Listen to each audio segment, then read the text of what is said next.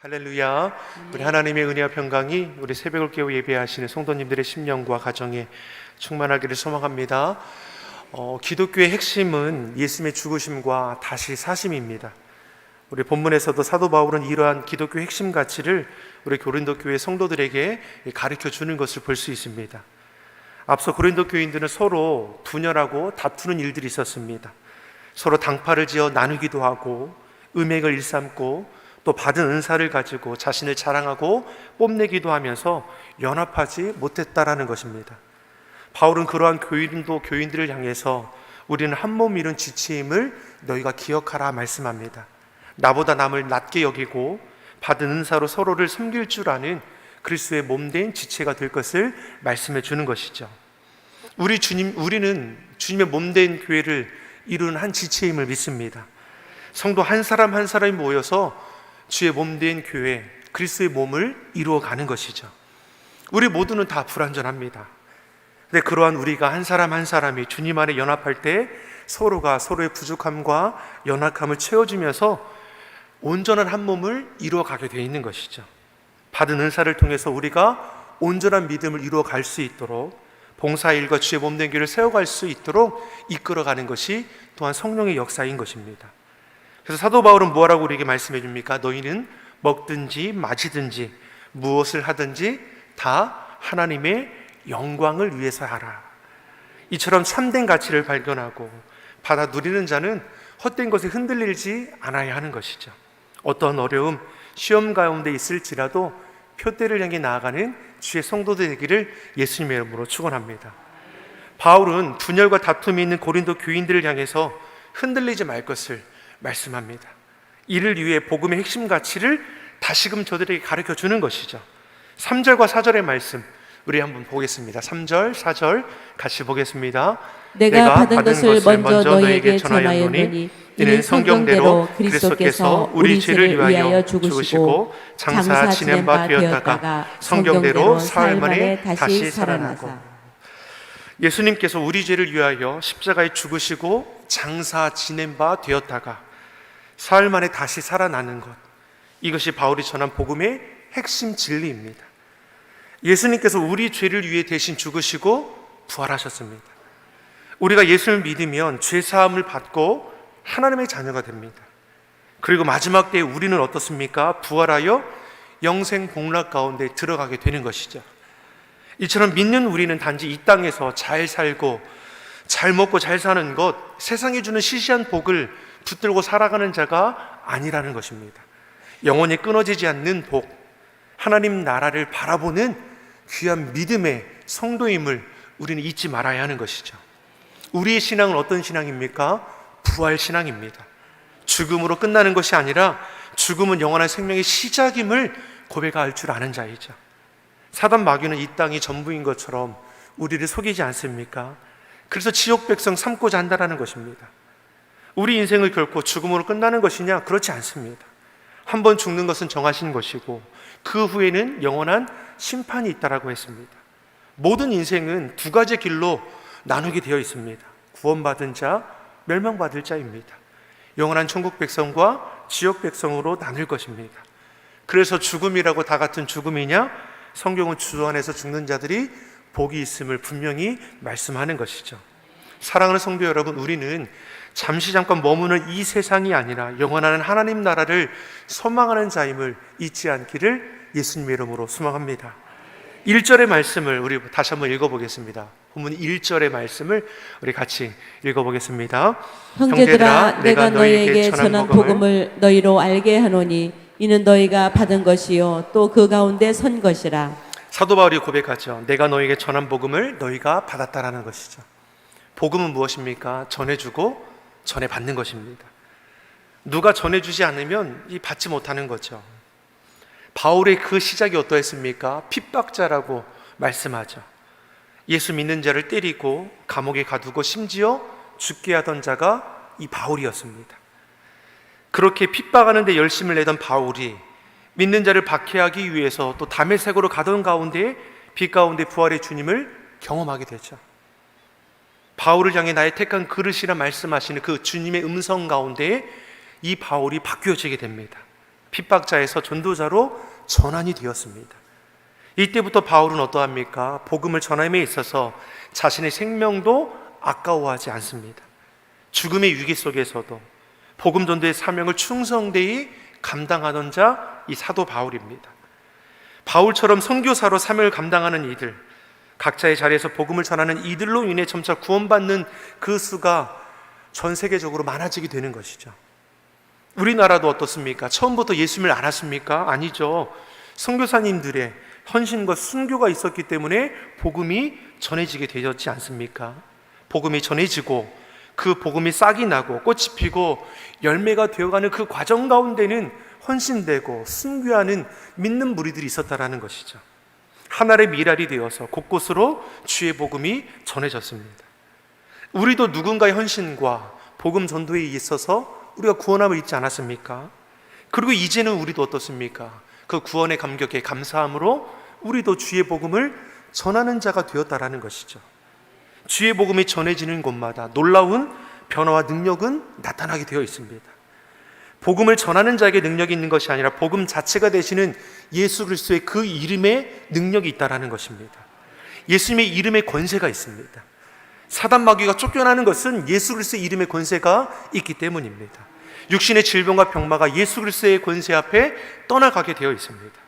상한 마음 위로함 받고 세상에 줄 수 없는 평안함, 예수 그리스도 이름의 권세 앞에 이루어지게 되는 것이죠. 막힌 문제들 주님의 은혜 가운데 해결함을 받게 될 줄 믿습니다.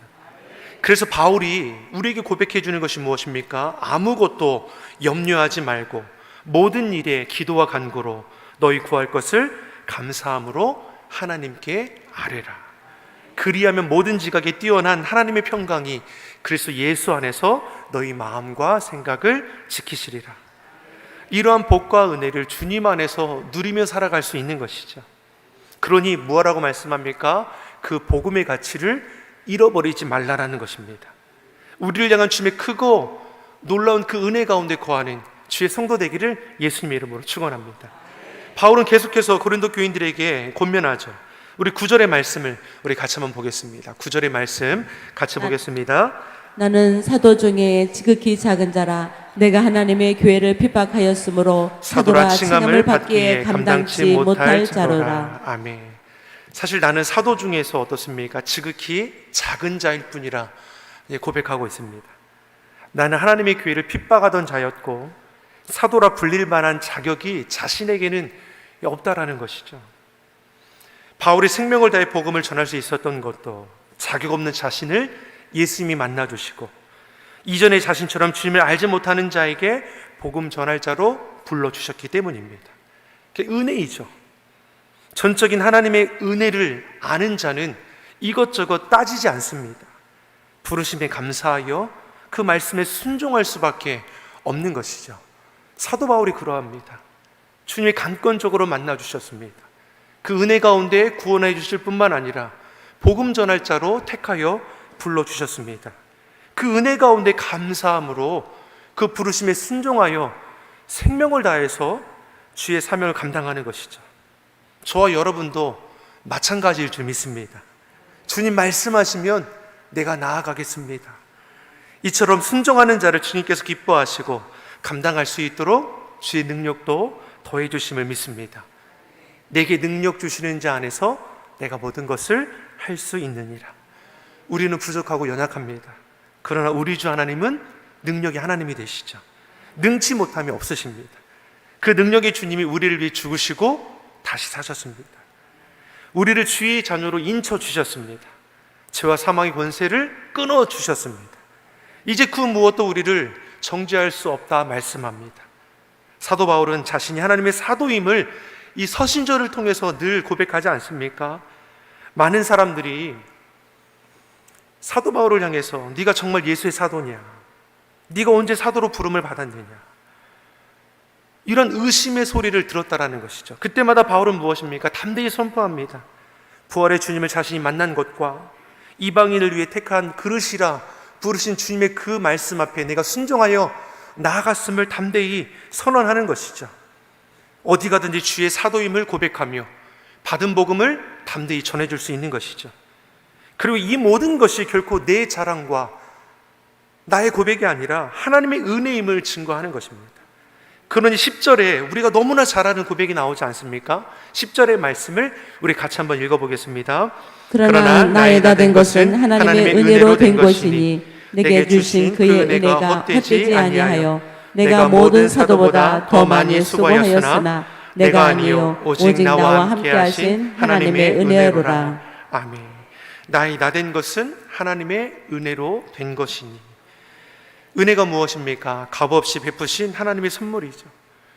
로마서 5장 8절에서는 이렇게 고백합니다. 우리가 아직 죄인 되었을 때에 그리스도께서 우리를 위하여 죽으심으로 하나님께서 우리에게 대한 자기의 사랑을 확증하셨느니라. 죄인 된 우리를 위해 죄가 없으신 예수님이 십자가에 죽으셨습니다. 우리를 향한 하나님의 사랑은 갚을 수 없는 그 십자가의 사랑이죠. 그리고 그 은혜와 사랑을 아는 자녀는 그 삶의 모습이 다를 수밖에 없는 것입니다. 사도 바울은 부활의 주님을 만나는 그 순간에 베푸신 은혜와 사랑을 깨달아 알게 되었고 그 삶에 변화되는 은혜를 경험하게 된 것이죠. 갚을 수 없는, 한량없는 그 사랑 앞에 엎드려지게 되는 것입니다. 그리고 부르심에 감사하여 맡겨진 사명에 충성되이 감당하게 되는 것이죠. 모든 사도보다 더 많이 수고하는 이유가 바로 여기에 있는 것입니다. 그러면서 자기의 수고와 열심을 뽐내거나 자랑하지 않습니다. 이는 내가 한 것이 아니라 나와 함께 하신 하나님의 은혜임을 아는 것이죠. 사도 바울은 오늘 본문을 통해서 우리에게 복음을 우리에게 전해주고 있습니다. 이것은 전에 그들에게 이미 전해준 것이죠. 이전에 고린도 지역에 방문했을 때 1년 반을 머물면서 고린도 지역에 있는 많은 이들에게 복음을 전하고 주의 말씀을 양육하고 일꾼으로 삼아서 고린도 교회를 세웠습니다. 그런데 시간이 지나면서 어떻습니까? 저들의 신앙이 변질되었습니다. 하나님께 주신 은사를 가지고 무엇이 더 높은지를 따지고 자신을 뽐내는 자랑거리로 삼았다라는 것이죠. 베풀어 주신 하나님의 은혜를 잃어버리고 나니까 주신 그 은혜를 헛되이 사용하였다라는 것이죠. 저를 향해 바울이 뭐라고 고백합니까? 사실 나도 내세울 것이 없는 자라는 것이죠. 그런데 그러한 나를 예수님께서 십자가에 달려 죽으시고 구원하여 주시고 그 은혜와 사랑 가운데 나를 새롭게 하셨다라는 것이죠. 너희도 받은 은혜, 그 첫사랑을 결코 잊어버리지 말고 그 은혜와 사랑 안에 거하는 자들이 될 것을 거듭 권면하는 것입니다. 복음의 가치를 세상의 헛된 것에 빼앗기지 말고 그 받은 복음을 증거함으로 하나님의 나라 이루어 가라는 것입니다. 고린도 교회는 얼마나 복이 넘치는 교회입니까? 받은 은사가 넘쳐나는 곳입니다. 은혜가 넘쳐나는 교회입니다. 근데 그것이 헛되이 사용함을 통해서 받은 은사를 소멸해 버린다면 얼마나 하나님 보시기에 부끄러운 모습입니까? 우리도 마찬가지일 것입니다. 이 땅을 살아갈 때 주님께서 믿는 자들에게 재능과 달란트, 성령의 은사를 부어주심을 믿습니다. 이것은 서로 비교할 것이 없죠. 받으신 은혜를 감사하며 네가 있는 자리에서 그 받은 은사를 가지고 주의 뜻을 이루어갈 때 주님께서는 더 큰 일에 참여할 수 있도록 우리의 걸음을 인도해 주심을 믿습니다. 주의 은혜를 잊지 않고 그 은혜 가운데 거함을 통해서 더 크고 비밀한 일들을 이루어갈 수 있는 신실한 주의 성도 되기를 예수님의 이름으로 축원합니다. 기도하겠습니다.